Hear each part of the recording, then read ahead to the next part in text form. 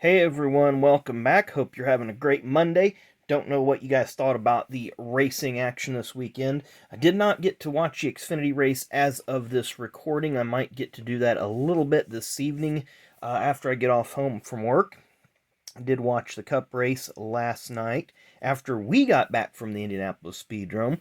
Cup race I thought was pretty decent. I did doze off for about 60 laps near the end, so I'm kind of foggy on the closing laps.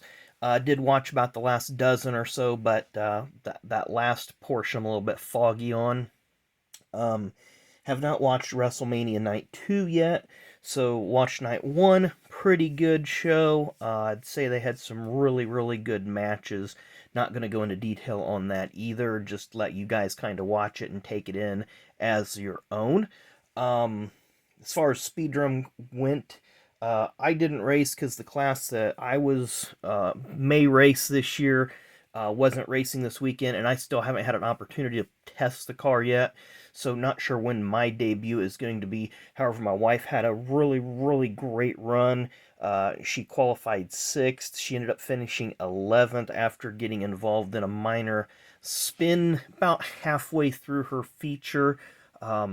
So it was a good weekend, a good start to the season, lots of good points day. Don't like that phrase.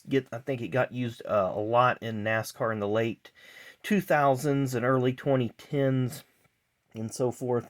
But it was a great way to start off the season, so we're looking forward to going back in a couple weeks and getting the season underway. Anyway, we're almost 2 minutes into the video, and I haven't even told you what the topic of the day is, but you'll probably see it on the title. But it's the diecast finds, it's flea market finds, it's a diecast video, and it's the diecast, NASCAR diecast that I picked up this past weekend when we went out. Actually, it was on Saturday. We was out and about most of the day. So I'm going to start off with a lot of the 1/64th scale stuff here, and I'm going to take my time with it, just make sure you guys get some good visuals. First one's from 1998. It's a Racing Champions. I may or may not have already had this one, but it was only $1, so I went ahead and picked it up anyway.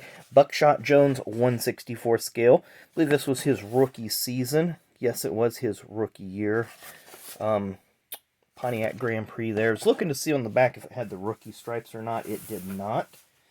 Up next, we have, I believe it's from 1992.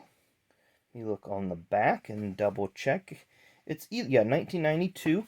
It's from Matchbox Superstars, Racing Superstars. Alan Kowicki. And of course, Friday was the 29th. And this is just part of the price tag. I haven't got it peeled off all the way. But this past Friday was the 29th anniversary of Alan's passing. There outside of Blountville, Tennessee. Next we have from 1998. It's not numbered, or not named as a driver. I shouldn't say it. It does have a number on the side, but it does not have a driver's name on the roof rail. Todd Bodine drove most of the year in this car, the first half anyway. Then he was released. Then Jimmy Horton drove it for a race or two. Gary Bradbury drove it. Darrell Waltrip took it over at Indianapolis for the rest of the season. So had a number of drivers, but not a lot of success. Next, also from 1998, I don't ever remember if I had this one or not back in the day. Busch Series car. And we mentioned the car owner the other day, Doug Taylor. This is Kevin LePage. Kevin got his second career win in this car at Bristol. I'm trying to think where he got his... his first win was at 1995 at Homestead, driving for David Ridling Motorsports. But that one was for Doug Taylor. I believe it was in 98 or 99.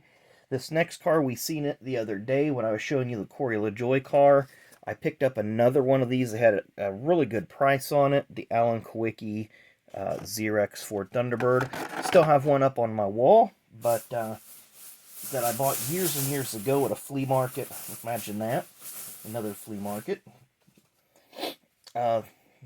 Next on our list is from 1993. It's a 1/64 scale FINA Joe Ruttman.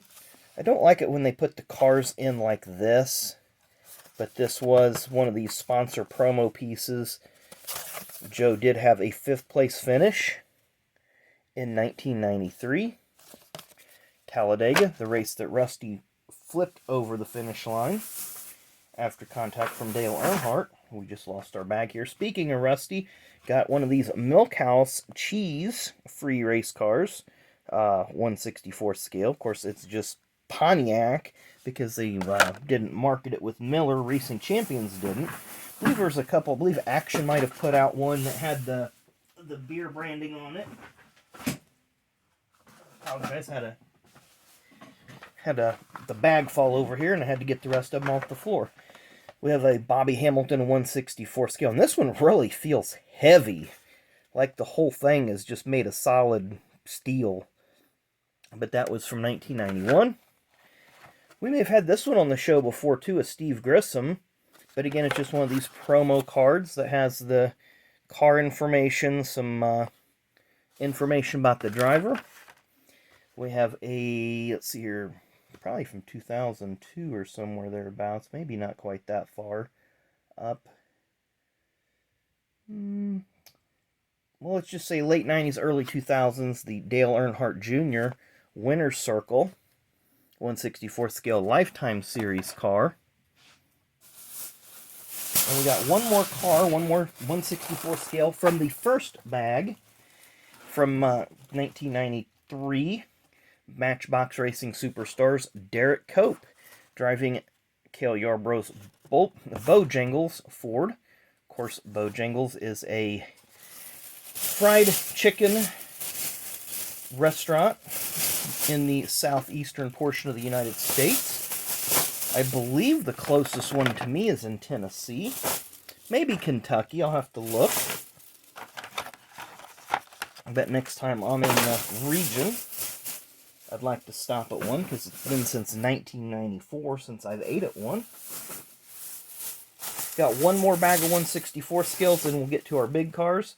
First on the list is a 1997 Racing Champions Jeff Gordon. This is the final issue of a Racing Champion that was produced for Jeff Gordon before he signed exclusively with Action. Up next is Ed Barrier, 1998, I believe, or 99. Hills Brothers Ford for Junie Donlovey. He did not run about part of the season there and then got released, and Hut Strickland took over. 1996 Racing Champion Darrell Waltrip, Parts America. Got a couple more in this box. Up next is from 1995. Phil Parsons, Busch Series car, J&J Racing Luxair Chevrolet. John Jackson and Bill Papke were the owners of that team. They had moderate success. They were the 1988 Busch Series champions with Tommy Ellis, but after that just really didn't find their footing, and the last one is probably one of the most iconic Busch Series cars of all time from 1998. Winn-Dixie Ford with Mark Martin, and I like the fact that it does have the special most career wins, Grand National victories on the roof there. Of course, that now is owned by Kyle Busch, but at the time, Mark Martin, I think he ended around 49 or 50. Oh, I do have three more 1/24 or 1/64 scale die-casts, so we'll move to the big cars. I'd never seen these before, and they were made by Action, and it's called Race Day High Performance Sports Marketing. I got one of Dale Earnhardt. There you see somewhere a grocery store had these for sale, and a Jeff Gordon. I have never seen these, and I just thought they were pretty cool. There you see the Action and RCCA branding on the back, so I really like those. Thought they were nice little. I had these in a separate bag, so that's why they weren't in the bags with these other ones. And then this last one, I don't ever remember seeing this one before, but it's got to be from 1991. Maybe it was, well, it says 1993 on the back, but it's because it's got a 1989, 90, and a 1991. Mark Martin and Jeff Gordon, the Carolina Ford dealer's car. This is the car Martin ran. This is the car that Gordon ran. So there's Martin's car, very successful in that one. There's Gordon's car. He didn't win any races in that car, or at least with that sponsor. He did win 3 races with the Baby Ruth livery on that car. But that was the car he won Rookie of the Year in 1991. Now we'll get to the big cars. I'm not going to be able to leave these on the table just because there's no room, or very limited room. 1998 1/24 scale, we have a Mike Wallace truck. This was owned by Ken Schrader. Of course, Pure Later, Pure One, the sponsor there, as well as Pinda Truck Accessories. So I just thought this was a unique truck. I've never really seen that one very often, so I had to pick it up. And these next two, I absolutely had to have them because they're just hard to find. 1997 is the first one, and it's a Kenny Irwin Jr. Liberty Racing number 98 Raybestos Ford.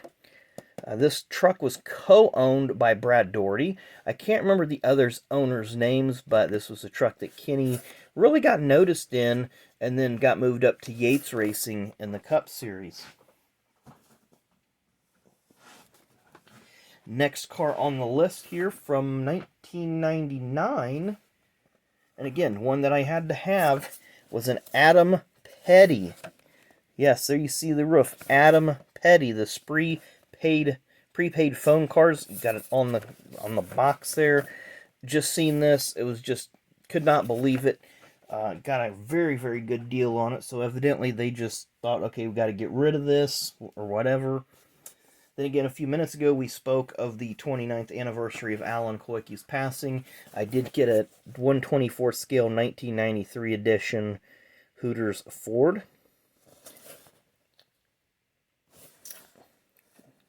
Now, the one sponsor that it is missing, and it was probably because it came out later in the year, was Pure Later, which would have been an associate sponsor on that car. So the car may have been released before the Pure Later deal was inked. Then these last two are 1/18 scale cars, and you've seen a couple of these on the channel before. The American Muscle series by Ertel, or however you want to say it. But again, these are 1/18 scale, so these are quite a bit larger. Both are serial numbered, and both, believe it or not, somehow are matching serial numbers, so we'll take that. The first one is Jeff Gordon's 1992 Baby Ruth Ford. See, I can't even get the whole box in the picture. I may have to just zoom out just a hair. There you go. So 1/18 scale Jeff Gordon Baby Ruth Ford. Very, very nice looking piece there. And then we're going to close the show today with another 1/18 scale American Muscle. But this is Jeff Gordon's 1/18 raced edition. You can see the tire marks there on that.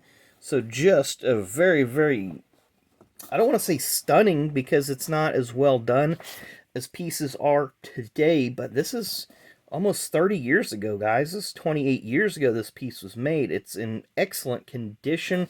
Just a little bit of you know, a bump there on the plastic. And again, matching serial number is the last one, so that's pretty cool. See the tire marks on the car there like it was raced. So it's the Lumina. Unbelievable. So this would have been the year that Gordon got his first 2 Cup wins in, Charlotte and Indianapolis. So, don't know what you guys thought about those cars, but I thought they were pretty neat. Like I said, I got some really, really good deals on those, so I was very happy about that. Now I just got to spin some stuff around here in the room and make room to put this stuff away. So anyway, didn't mean to take so long getting to the diecast today, talking about everything, but it was a very, very busy weekend.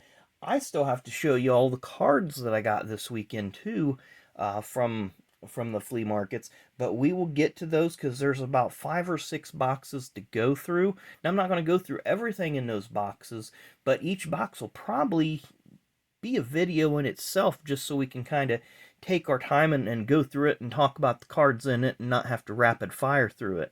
But anyway, hope you enjoyed the video. Hope you had a great weekend. Hope your Monday continues to go well. Thanks again for watching. Hit that like button. Hit that subscribe button. Really do appreciate it. Thanks again for watching, and we will see you again tomorrow.